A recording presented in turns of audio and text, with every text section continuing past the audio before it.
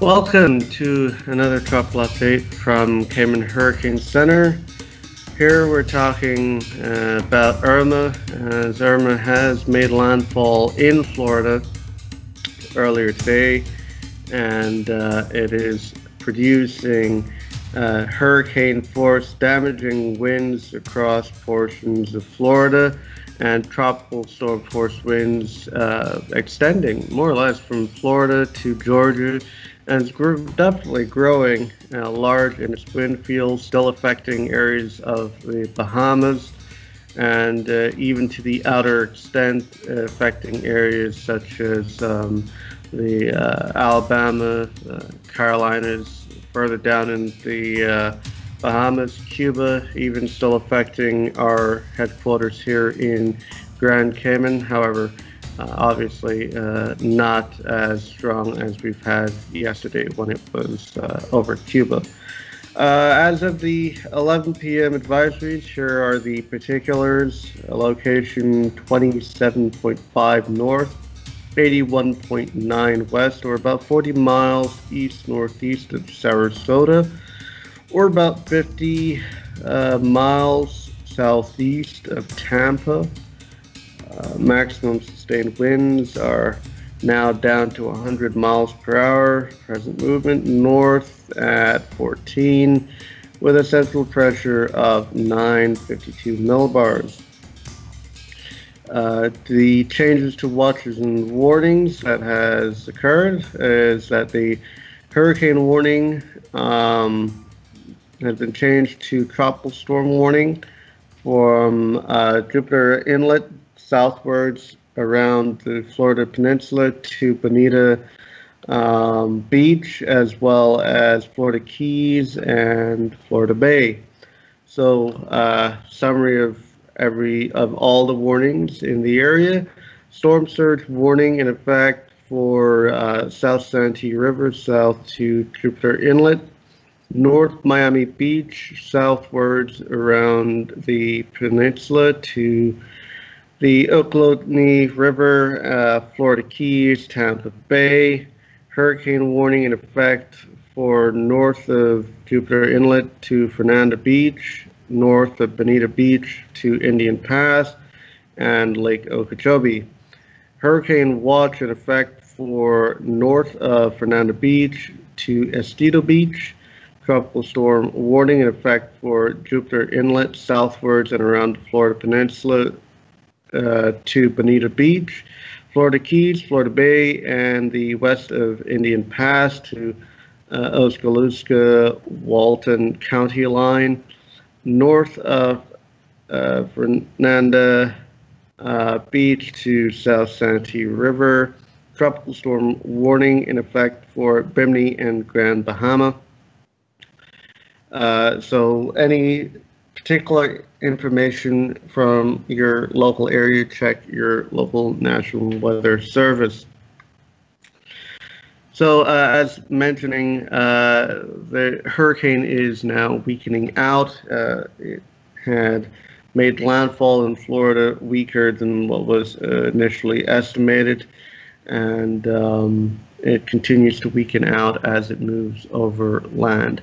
Nevertheless, a very, very dangerous and deadly storm produced a lot of damage, a lot of loss of lives in the Caribbean, and nevertheless, as the system is weakening, it is expected to produce similar damaging conditions and the potential for deaths to occur.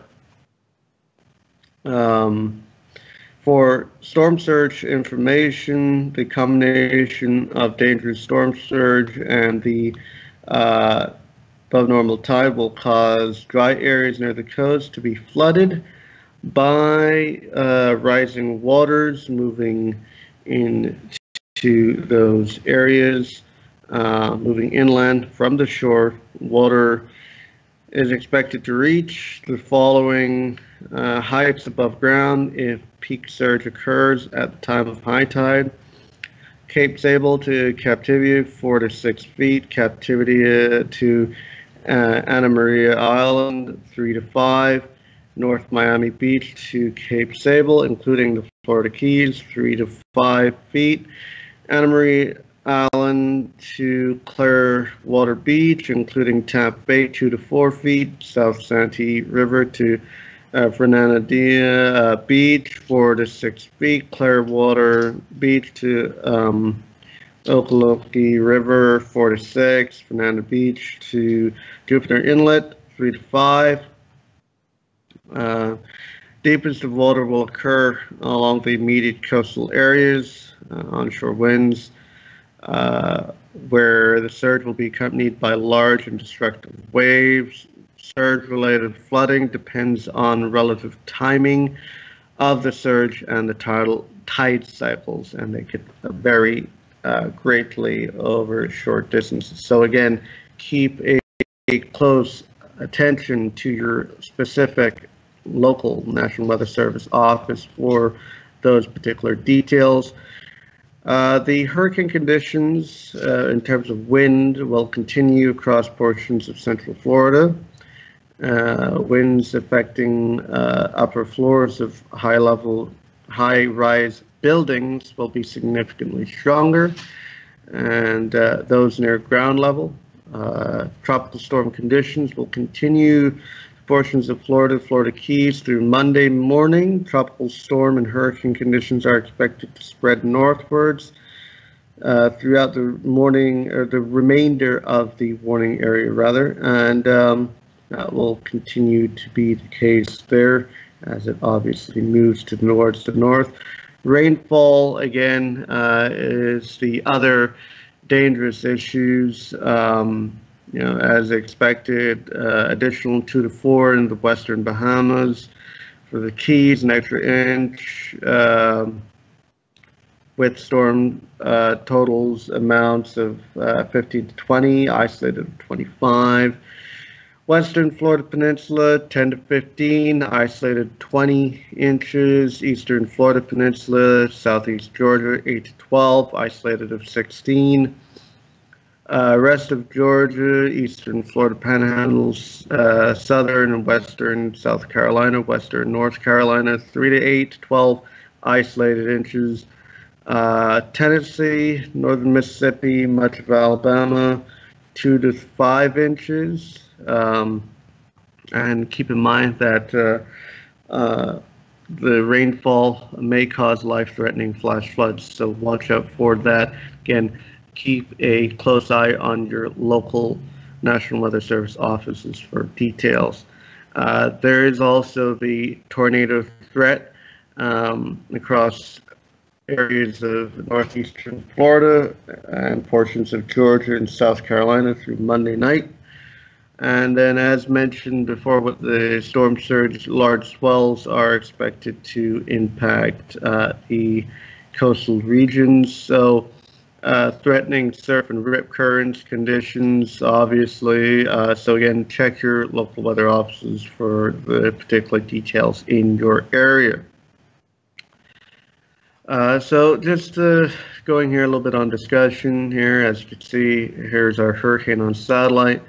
As it continued to move through and made landfall here. Let me change that a little bit here. Save that. Okay, so as this came through, made landfall, it's expected to turn a bit more towards the northwest to northwest and sort of make its way in through, where it will continue to weaken and die out over the southeast, south central United States. Here is the 5-day forecast cone with wind field. One thing I will mention is that over today and over the past couple of days, Irma has really grown in size in terms of the tropical storm force winds. As you can see here, very, very big, massive tropical storm force wind field that pretty much covers almost all of Florida, extends all the way out through the Bahamas, Georgia, even to parts of southern South Carolina, and extends outwards too. So a very large system that we're dealing with at this point. And to kind of expect that as the storm weakens in intensity, it's still carrying a lot of energy, and that energy has got to go somewhere, so it spreads out over a larger area. So just to give you an idea of how big of a wind field we're talking about here, 415 miles of tropical storm force winds that extend out to the system. Only the hurricane force winds only extend out to only about 80 miles. So, the strongest is very much in the core of the system and covering the widest part of Florida here in the peninsula area here. And as this moves further towards the coast, it might induce some bit of strengthening as the core gets more and more closer to offshore Florida here. So that will need to be watched. But overall, it'll be a weakening trend as it moves further and further inland. But anyway, here's your forecast cone. There's your warnings, and there's your wind field here. This is the local radar scene in Florida here.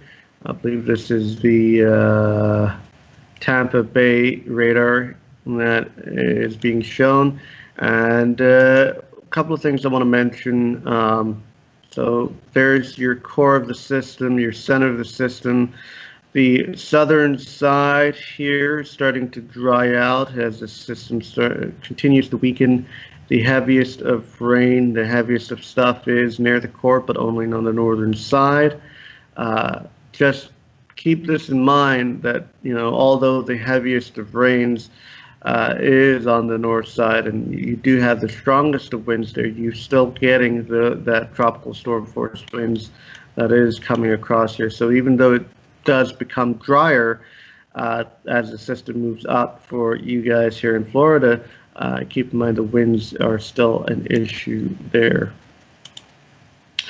So just quickly wanting to mention, besides our Hurricane Irma here, we also have ourselves a couple of other systems out there to look out for.